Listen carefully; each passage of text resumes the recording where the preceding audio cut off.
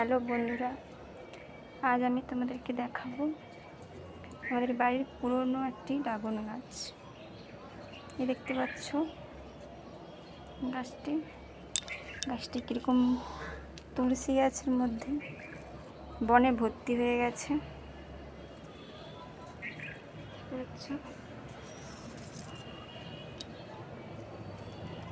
এই দেখো, একটি ফুলও এসেছিল, ফুলটা কীভাবে হলুদ হয়ে শুকনো হয়ে গেছে।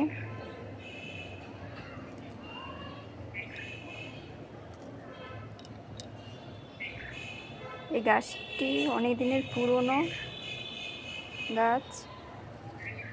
এই গাছটিতে আগে অনেক ফল হয়েছে, এখন গাছটিতে ফল হলেই শুকনো হয়ে ঝরে পড়ে যাচ্ছে।